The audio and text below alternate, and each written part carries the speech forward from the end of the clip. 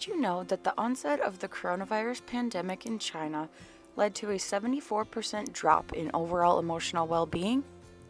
Several countries have been seriously impacted since the first big wave of COVID-19, which started in the beginning of 2020. The number of cases are starting to rise again, and the CDC is predicting that this wave will be 3 times worse than the first one. Everyone is being impacted in one way or another, and it is important that we address and discuss this. A few of my friends and family have decided to share some of their experiences since the start of the pandemic. Here are a few questions that I have asked them.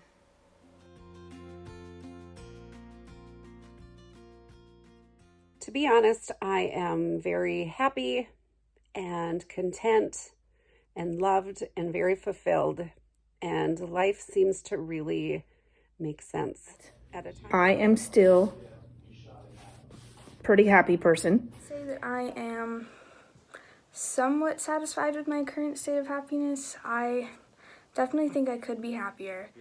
I'm very satisfied. I'm really happy right now and very satisfied. I am pretty satisfied. I don't know, I've just kind of been trying to live my best life I possibly can.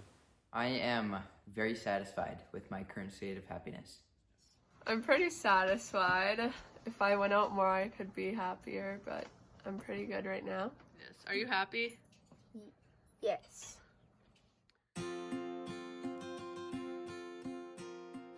Yes, I would say my mindset has definitely changed. My mindset has changed because now I'm very aware of more like germs and other people and touching things. Yeah, my mindset has changed. It seems like I've become a lot more negative towards myself and just like my physical appearance, everything, the way that I treat my friends. Personally, yeah, my mindset has changed, like value the little things. I have appreciated school now that we aren't attending. Yes. How? Because I didn't really get to go places that much. Yeah. Even my school was canceled. So as you saw, everyone has some sort of struggle going on right now in their life, and so do I. So here's a little background on me. I have always been curious about if someone's happy, is it about their mindset, or does a particular mindset affect someone's happiness? And so I did some research. I personally have been trying to become a lot more positive and just having a growth mindset and being adaptable to changes.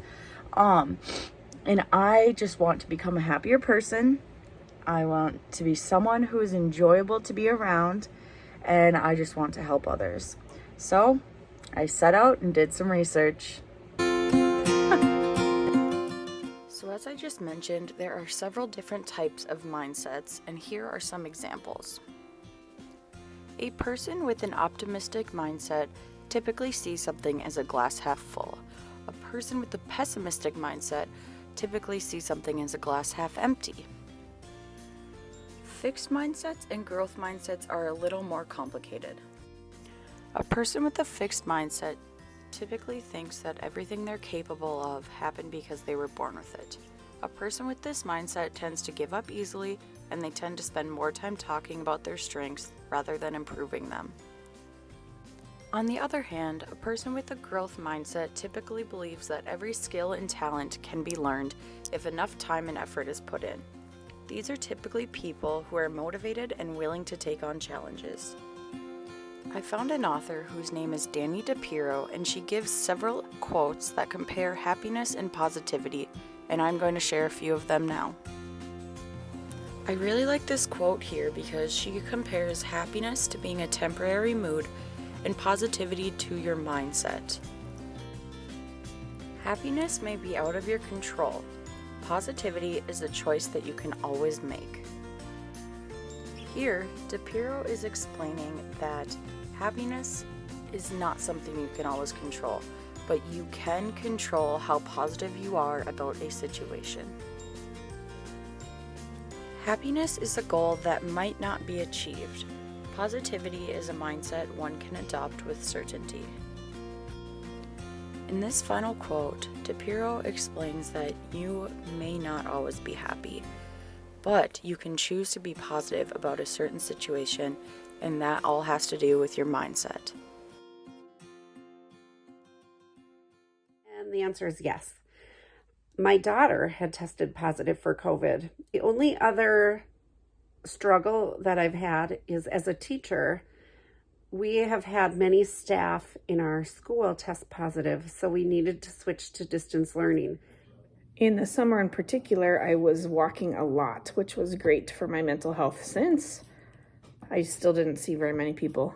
We did do some social distancing outside, but now that winter's coming, that will change and it will be much harder. I have gone through some personal struggles since the pandemic. I have become a little bit less confident in myself, just in general, and also my ability to play soccer. I've become a lot less confident in that as well. I've gone through many personal struggles, but you have to overcome them and learn and grow. Keeping up with homework and getting that in on time has been a major struggle. Have you gone through any personal struggles since the pandemic? Do you get bored sometimes? A lot of times. Yeah, me too. Just like being able to motivate myself and do simple tasks. So as you saw, the coronavirus has taken over most of our lives, and I was curious as to how this affected our happiness. So I went to the World Happiness Report website and I found where it highlights the impact of COVID-19 on life satisfaction. The article was posted July 31st, 2020, and found that the countries that were hit the hardest were generally unhappier than those with lower death rates. Now, this probably seems obvious, but a survey that went across all the countries found that people with high life satisfaction were more confident in their health system's ability to respond to COVID-19. The survey included over 120,000 responses over 3 weeks between April and June of 2020. Another source that I found was from the website Psychology Today. Author Chris Barrington Lay talks about the science of happiness and the current Coronapocalypse, as he would say. Chris acknowledges the hardships of losing jobs, security, and social interactions, and he analyzed life satisfaction data that had been gathered over the years. He found that becoming unemployed is as bad for one's happiness as taking a permanent 60% pay cut. He believes that these psychological costs lead to an increase in suicide, domestic violence, and drug and alcohol abuse. Chris then notes that losing our face-to-face connection with friends and family impacts our happiness levels just as bad. Countries and governments have addressed these detrimental impacts that quarantine has had, but it is tough to balance the mental health of those struggling at home and the physical health of those fighting for their lives in hospitals. Chris wants to help anyone and everyone struggling out there. So he turned the end of his article into a way to help people focus and better their individual lives.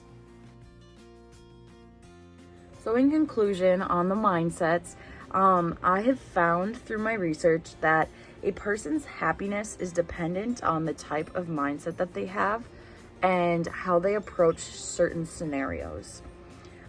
It is possible for a person to fluctuate between mindsets. You can have a tough year and just not be doing great, but you can change your mindset. It's all up to you.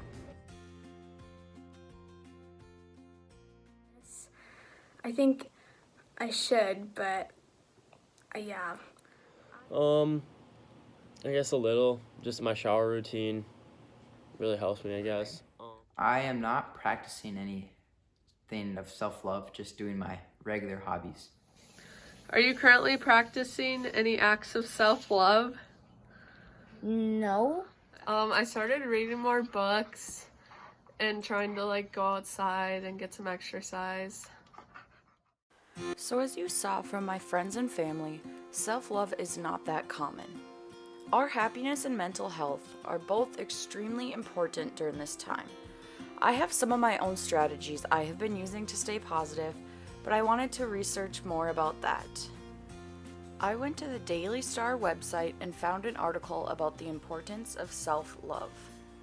Author Zubayer Zakir Khan noted that studies have shown that self-love is the key to mental well-being, and it keeps depression and anxiety at bay. He also says that the way our modern society is shaped leads us to think that we need to compete against each other and ourselves. In reality, this is not true. We as humans all need to love each other, especially during this cruel pandemic. Another important statement from Khan is self-love is not being selfish. It is just putting yourself first and not being too tough on yourself. He states that the first step to loving yourself is just simply realizing that we as humans are going to make mistakes, and that is okay. We may not have the best day, week, or even month, but how we view this determines our happiness. Khan believes another step to self-love is picking up good habits. I will talk more about this later. I have one more website that I want to discuss, and it is named The Important Site.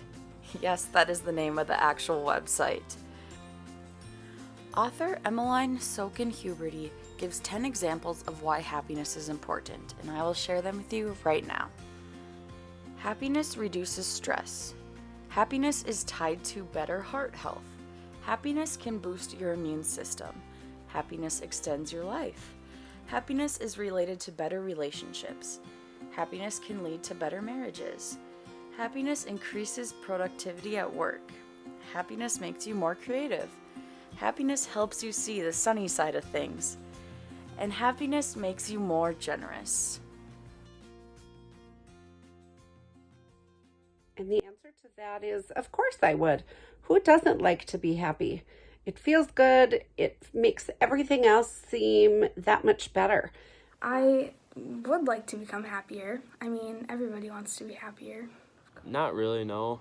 I am very happy right now, and if you're too happy, you get too high, and I guess that's my opinion about it. I think I'm already pretty happy. I don't think I'm depressed or anything where I'd need to become happier, so no. Do you want to become happier? Yes, by destroying COVID-19. It'd be nice to be more social, but otherwise I'm fine. Now that we have established that we want to become happier, I looked into even more suggestions and examples. Jade Nix from lifehack.org posted some ways that you can learn to love yourself and become happier. She suggests to cast out the idea that you have to be perfect. Understand that society's expectations of you are all unrealistic standards that can never be met. Practice daily gratitude. Embrace the fact that you cannot control everything. Practice self-care. Check in with yourself emotionally. Eat healthier. Get to moving. Remember who you are. Give yourself permission to love your body. Try minimalism. And clean up your environment. These are just a few tips from Jade Nix on how to become happy and love yourself. I personally think that they are very important, and I am trying to incorporate them into my life one at a time. If there are one of these that don't work well for me, I just try something different. One last thing I've been practicing are daily affirmations. I found a list from Catherine Beard, and here are a few things that I'm working on telling myself every single day. I give myself permission to do what is right for me. I am confident in my ability to be independent. I use my time and my talents to help others feel wanted and loved. What I love about myself is my ability to help others. I allow myself to be who I am without judgment. I accept my emotions and let them serve their purpose. I give myself the care and attention that I deserve. My drive and ambition allow me to achieve my goals. I trust that I am on the right path. I put my energy into things that matter to me. I make a difference in the world by simply existing in it.